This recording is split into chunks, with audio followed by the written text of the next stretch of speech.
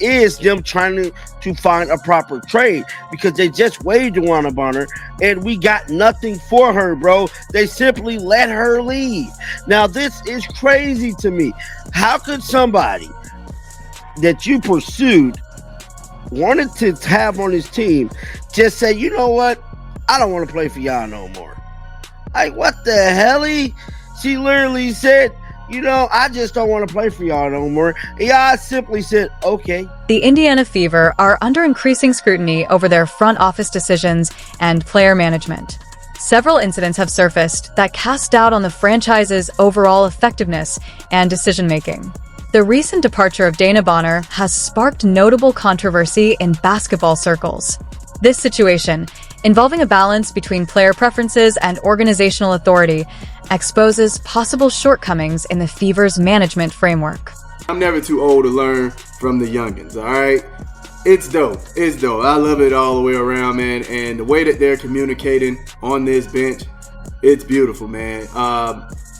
Now, we know in that Dallas game, they started off really hot. Then they started slowing down in the second. It got bad in the third, and they just kind of survived in that fourth. But yeah, the pick and roll was beautiful at first. It was beautiful. Then they just kind of ran from it.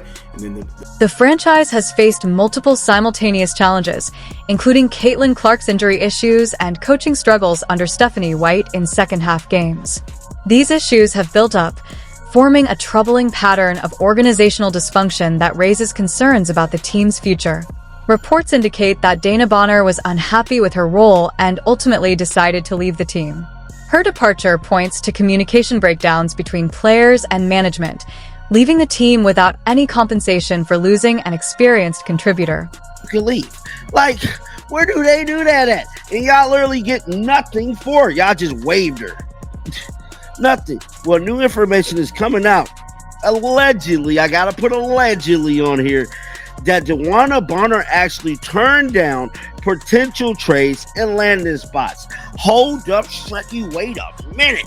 You mean to tell me she took it upon herself to tell the world, you know what? I'm not going here, I'm not going there. The situation is further complicated by how Bonner initially joined Indiana.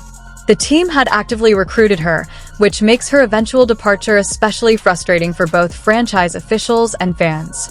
This raises questions about whether the organization properly assessed her cultural fit and long-term compatibility during recruitment. Additionally, reports suggest that Bonner may have turned down several trade opportunities proposed by the Fever front office. According to anonymous sources, these deals could have offered the team some value instead of losing her entirely without any compensation.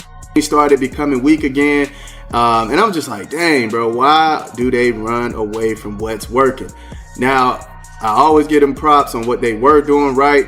The handoff, the DHO, getting the ball and shooting in that split second of openness.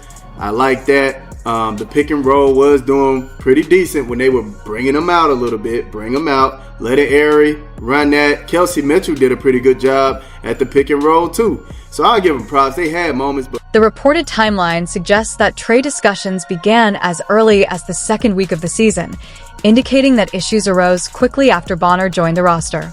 Sources say she had specific destination preferences while declining other options, which may have limited the team's flexibility in negotiations.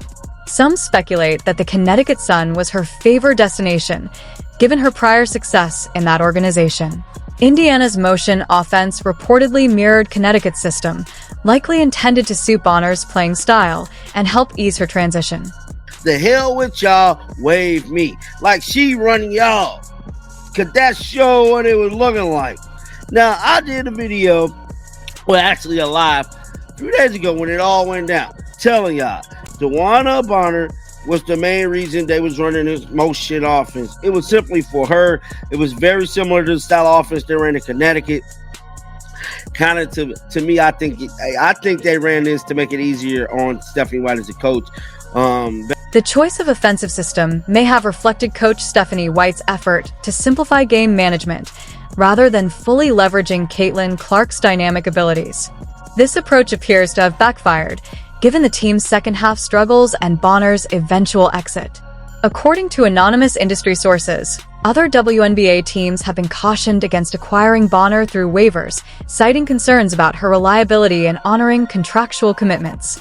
These warnings reportedly stem from her handling of the situation in Indiana and a possible pattern of behavior. Right in that second, going to the early fourth, it was a little stagnant, man. It was a little stagnant. The offense was kind of all over the place. But, yeah, nonetheless, man, the pick and roll is something that they need to work on, man. I'm telling you. The pick and roll is so important in the WNBA and NBA, man. It is like 90% of teams playing. Like, it's the best way to create disadvantages. It's the best way to create mismatches. The fact that Bonner remains unsigned despite her championship experience and all-star credentials adds weight to these reports. A player of her caliber would normally find a new team quickly, making her ongoing availability a point of concern for league observers.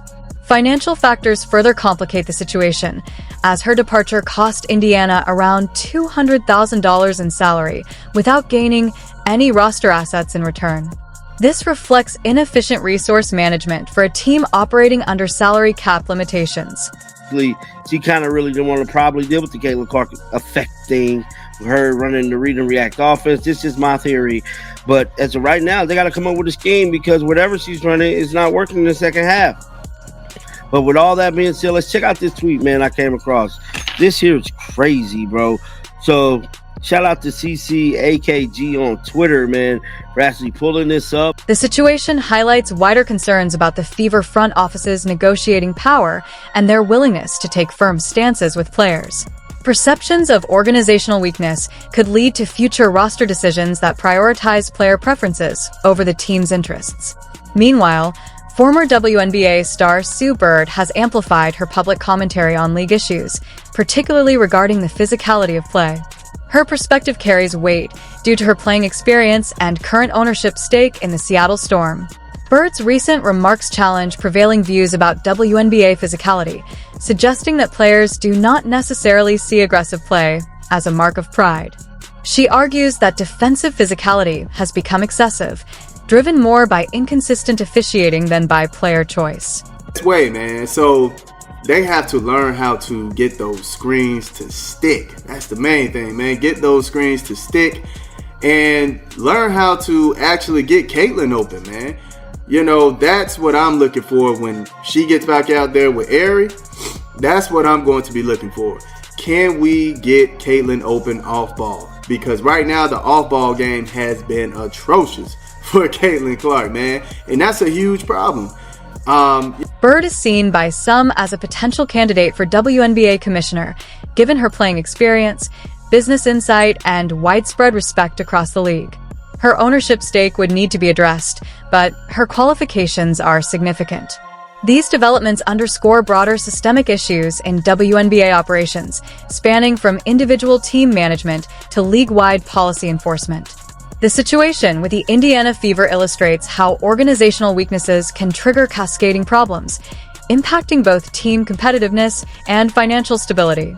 They're talking about taking the ball out of her hands. Okay, if you're going to do that, make sure you're getting her some open looks, some looks that she don't necessarily have to create herself. That's a main thing, a main problem with the Indiana Fever that I don't think I necessarily touched on a whole lot.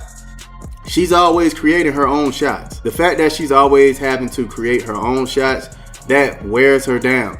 And then not only is she creating her own shots, but she has to create shots for others too. So it's a The Indiana Fever's offensive struggles highlight Caitlin Clark's heavy workload as she creates her own shots while generating opportunities for teammates. Poor screens and inconsistent play design limit her effectiveness, causing physical and mental fatigue that impacts decision-making. Video footage shows Clark taking on a coaching role on the bench, demonstrating leadership and strategic insight at just 23. Experts suggest implementing better off-ball actions and multiple screen sequences, similar to Warrior strategies, to open scoring opportunities. With current groin injuries, reduced playing time is advised to ensure recovery before key events like the Commissioner's Cup and All-Star Game. Her presence and leadership remain vital for team success.